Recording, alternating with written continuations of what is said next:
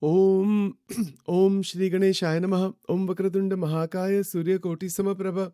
Nirvignam Kurume Deva Sarvakareshu Sarvada Om Ganganapate Namaha. Guru Brahma Guru Vishnu Guru Devo Maheshwaraha. Guru Deva Param Brahma Tasmai Shri Guruve Namaha. Sarva Mangala Mangalle Shive Sarvartha Sadike. Sharanyatrambake Gauri Narayani Namostute. Ya Devi Sarva Bhuteshu Mahalakshmi Rupena Samstita. Namaste say, namaste say, namaste say, namo namaha. Om Aim Rim Klim Chamundaye Viche.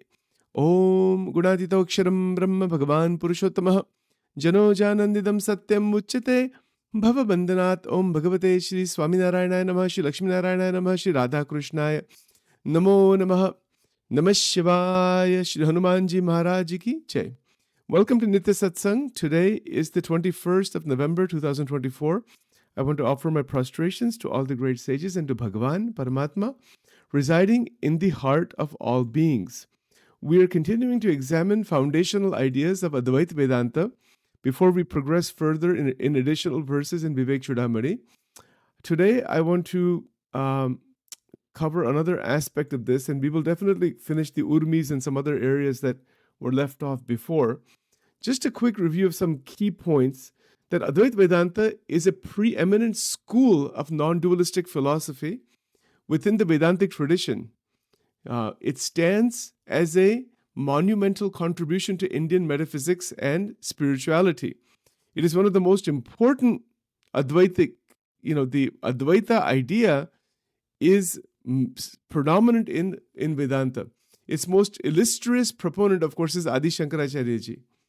And not only does it systematize the doctrines, but it elevates it to a position of unparalleled influence within the broad spectrum of Indian thought. So it has a lot of great power behind it. Shankaracharyaji's philosophical framework reshaped the understanding of reality, consciousness, and liberation, establishing Advaita Vedanta as a definitive response to the fundamental question of existence. So let's understand this line carefully here. This line here that I have bolded here, it means that Shankaracharya Ji took the scriptures, the Prastantraya, and interpreted them to explain what is reality, consciousness, and liberation. So this is very interesting because at the heart of the assertion is the absolute oneness of Brahman, the ultimate and indivisible reality that transcends all categories of thought and experience. And so again, you can see here that these categories of thought and experience are very, very difficult to transcend. They are difficult to transcend because our entire psychological framework is made out of that. I mean, it is that's the power of Maya that produces those just unending categories of thoughts and experience. So unlike dualistic and pluralistic systems which posit an inherent distinction between the divine self and the universe, Advaita holds a radical non-duality of existence.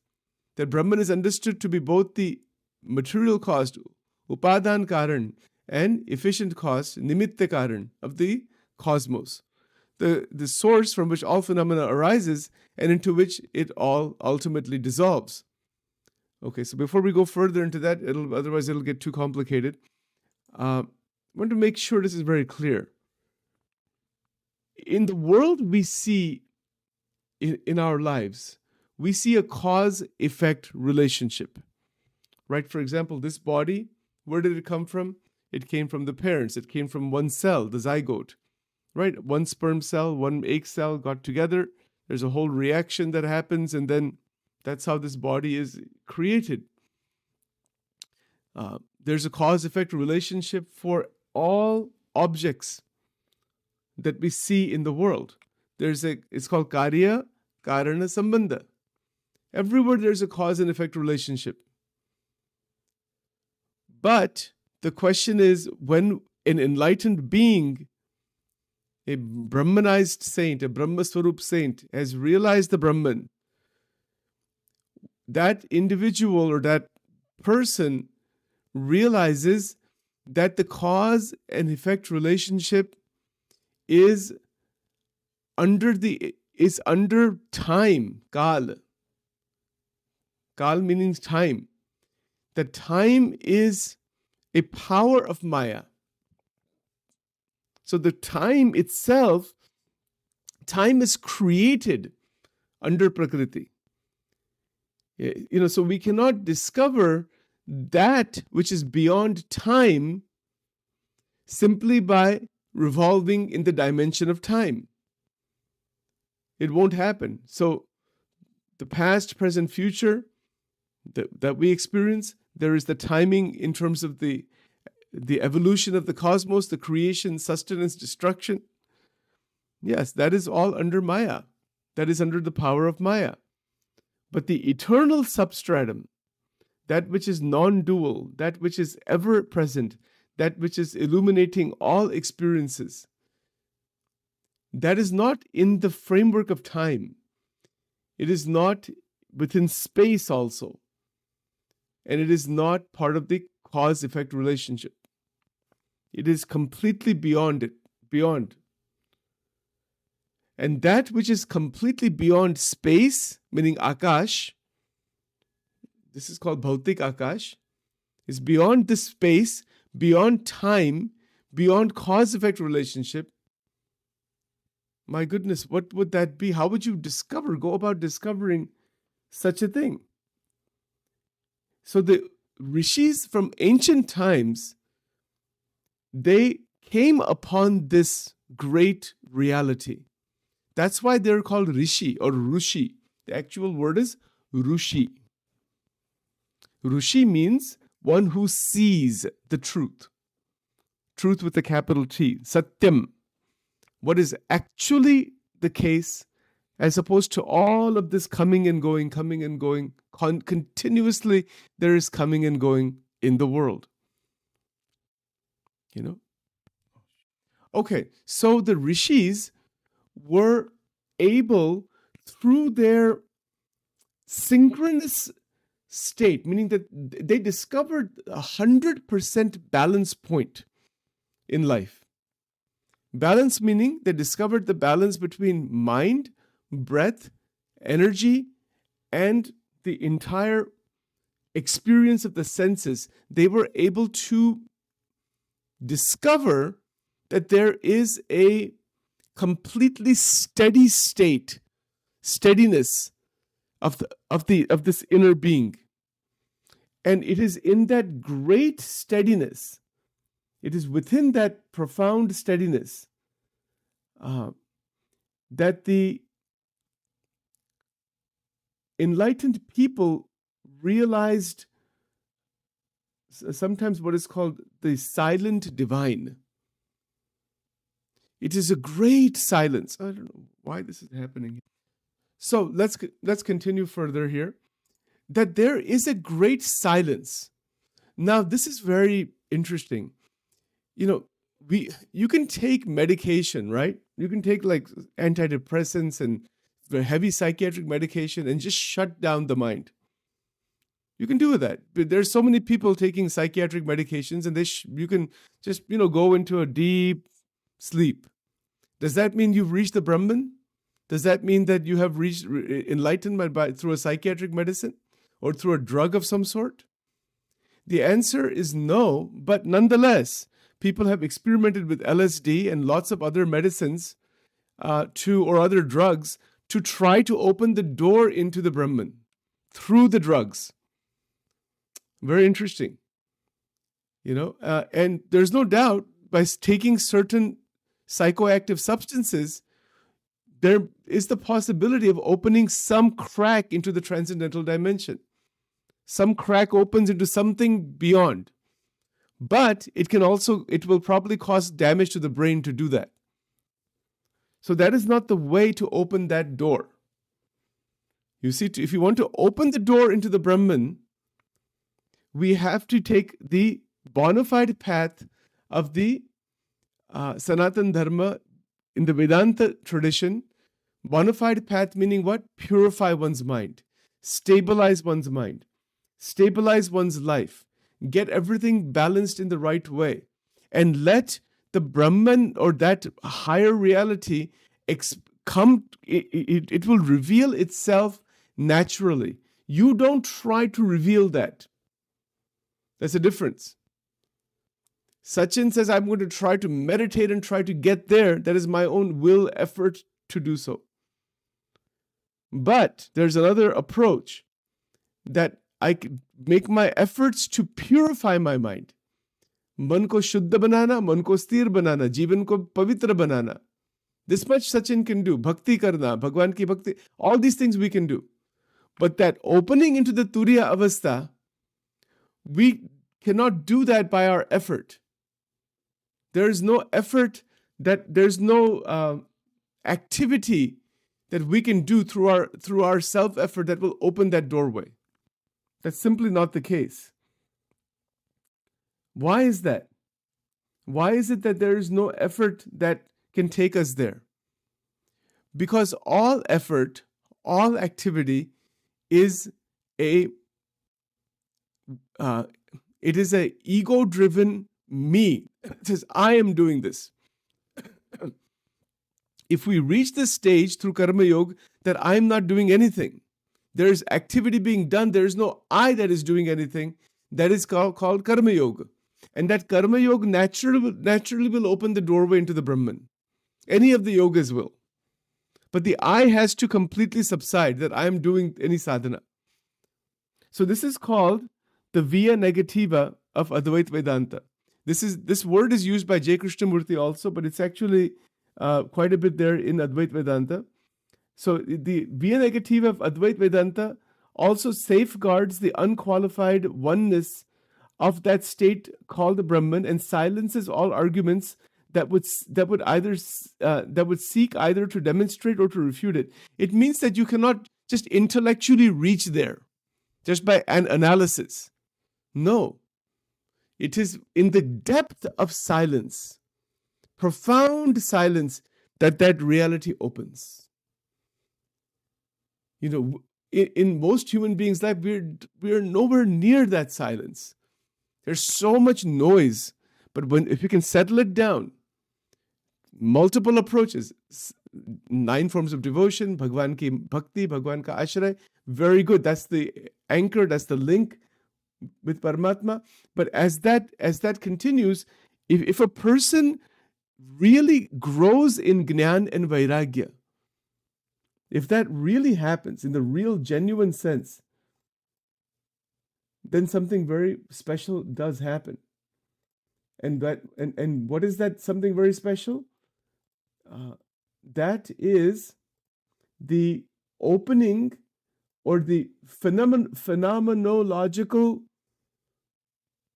anubhav. Phenomenological means anubhav. That's the technical word in Western philosophy. It's called phenomenology. That ananda erupts. The anandam in Sanskrit, we say. It is extraordinary ananda. Not just these waves of ecstasy that come and go. We may have ecstatic states in bhakti, called the rasas, the rasik bhaktas. Those are still intermediary in some sense. Yeah, it may be possible that the Brahman, that within the Brahmic realization there are rasas that can abide forever, like in Golok and Vaikuntha and all that. That's true also, but leave that aside for now. That ananda is the natural being. It is the natural essence of who we are. Not that I am experiencing joy, not that Sachin is experiencing enjoyment and pleasure. No, that's through our mind and senses. I am Ananda. मैं स्वयं आनंद हूं. My God. See the difference here. See the shift. So the rishis, they're sitting in dhyan. They're sitting with nature. They have no disturbance inside. None. They are one with nature, one with all of creation. They have no sense of somebody's higher, somebody's lower. See, the word Upanishad doesn't mean somebody's higher, somebody's lower. That's not what it means. We have created this in the Sanat, in the history. Somebody sitting on an asan somewhere, somebody, asan deko phek dena garbage mein. That is absolutely against the teaching of the Upanishad. There's nobody up and there's nobody below. This is Advaita. Then as soon as you put somebody up there and you consider yourself lower than that person, that is Agnan. Gunatitanand Swami himself said this, believe it or not. He said that koi upar nathi, koi niche nathi. Apne akshar chhe. We are Brahman. Kaun upar, kaun niche. Koi upar nahi hai, koi niche. We are one. To consider oneself as lower than somebody else is also ego. To consider oneself higher than somebody else is also ego. It goes both ways. Even the quality that I'm very humble is ego. Even the quality that I'm very egotistical, that is ego. I'm something great, that is ego. Even the quality of humility is a type of ego. That might sound strange. It is called Nirmani Panu in Gujarati. That is the quality that is developed psychologically of being humble. That is another distortion of ahankar only. That is not the real thing. That is not the real state of nirman. Nirman sthiti or nirmani panu in Gujarati. Nirmani panu is only another distortion of ego. 100%. I'll explain. I know it's confusing. Oh my God, a lot of fun. I'll give you a very simple example. I'll give you a very, very simple example. I'll use my own example. Let's say I go to the mandir, koi mandir mein hum jaate hain, aur Bhagwan ko dandvat karte. Dandvat meaning the prostration. Because Sachin says, I'm a devotee, bhakto. I go with a lot of humility, fruits, and I have a nice donation check ready for the temple and stuff like that. Sab chalta hai game. And so I go inside there and I said, I'm going to start doing prostration. Bhagwan Krishna ko lots of 108 prostrations Sachin is going to do. The Bhagwan dekhte, okay, keep doing that. That there's a sense that my intention is I want to develop the quality of humility. That itself is ego. To develop the quality of humility, it's a developed quality coming out of ego. So the ego masquerades as humility. That's why people don't realize God. Because they're trying to develop something that is artificial. It's not a developed, contrived humility. Real humility is called nirman sthiti. It is not a developed humility.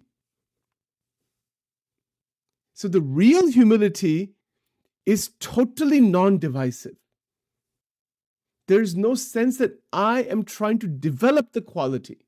See, this is generally what we do. Even in our morning satsang, we talk at that level because it's difficult to talk at this real level. But since we're talking about Advaita Vedanta now, pure Advaita Vedanta, we're going to put it out there exactly as it is. The developed humility is not the real thing. Not at all. It is a fabrication. It's an illusion. And one lives in this spiritual illusion that I'm a humble person. In the world, thousands of people might say, kitna nirmani hai, kitna acha hai, kitna ye hai, wo hai, wo hai, wo hai. It's all an illusion. It's a fabrication. Because the mind has generated the quality of humility. That's not it. Absolutely not. Now, what is that real humility? That is the great mystery. That real humility, see, nirmana moha, chitasanga dosha, adhyatma nitya, vinivritta kama. That real humility, the actual state beyond the ahankar. How do we know we have touched that? We know that, or I use the word know, but it's not knowing in that sense. There is realization of that state when there is unbroken ananda. There is no coming and going of joy. What happens to people, most people who go into a temple, they feel good. They're going into a mandir. Mandir mein jana, it's good. It's more psychological. It's good to do that. It's a beginning. But that's not the real thing. It's a fabrication. It's a certain mental fabrication because it goes away. Once you come out of the temple and you go back into the sansar, that means that it was something artificially created. It's good to create that. There's nothing wrong in that. But it's artificial. Now, we have to go from artificial to real. So the coming and going in and out of the temple disappears. There's no coming and going. In Swaminarayan Satsang, we say this, Ava javanu kai retu nathi. We want to reach that state. That's the real thing. For common human being, that coming and going is there. Bhakti karo, danvat karo, puja karo, sponsorship karo, ye karo, wo karo, wo karo. That is fine. I mean, that is better to do that than not do anything. But that's not the real thing. That's not the reality. There's no coming and going. See, yes, Swami Chinmayanand's guru, Tapovan Maharaj, there's a book actually written about him called God Without a Temple. I have that book at home. I read that years back. He used to live in nature, Sab mandir hi hai. Kaha mandir nahi hai? We think of the mosque or the temple or the church or that place is only where God exists. How can that be? How ridiculous. That doesn't mean you shouldn't go to the temple. Please don't understand this thing. Don't misunderstand. I have to be careful talking about pure Advaita now because we're going to dive deep into pure Advaita Vedanta. Because Shankaracharya Ji is going to be teaching us all this stuff through Vivek Chudamani. And I've been doing some additional background research on this. It's absolutely amazing. What is the real Advaita? That there is no coming and going. Enlightenment is wherever you are. Because Brahman is everywhere. Brahman is everything. Where's the issue of coming and going? Of course, don't misunderstand. We need temples, we need sadhana, we need gurus, we need scriptures, we need murtis, Bhagwan ki murti. Otherwise, people have also taken the wrong interpretation of these things and said, well, throw all this thing out. That is another ego. Ahankar to sab jagah aata hai. Somebody does a lot of bhakti, lot of anushtan, lot of sadhana. Iska bhi ahankar aata hai. Somebody does a lot of tapasya, Chandrayan Vrat. It's called Chandrayan. I'll stop in just a moment here. Chandrayan is what? You eat, you reduce the amount of food according to the moon cycle and then increase it. You start with 15 morsels, then 14, then 13, go down to 1 and then continue. This is called Chandrayan Vrat. Sometimes we can explain these things. There's all kinds of fasts that are done. There's about 50 different types of fasts. So many are there. And then even after doing all that, you can wind up, even if the sense comes that I did this fast, finish. The whole thing is immediately crossed out. Iska zero ho jata hai, totally. The ahankar chews it up. And that ahankar chewing up the effect of the sadhanas, that is called Rakshas. Wahi Rakshas hai. Wo bada Rakshas hai. Topmost Rakshas is ego. And this is the danger. The danger is that even on the spiritual path, when you start doing spiritual sadhanas and continuously, going further and further and further and further, which is fine, but to watch out for the backdoor ahankar that is coming, that wants to grab hold of that. Can you imagine, for example, Sachin goes to the mandir and does 108 prostrations every day. Kitna acha hai? It's very good. But then at some point, the sense that I am doing this. This is, no, not I am doing this. If just one prostration is done without any ahankar, directly touches God.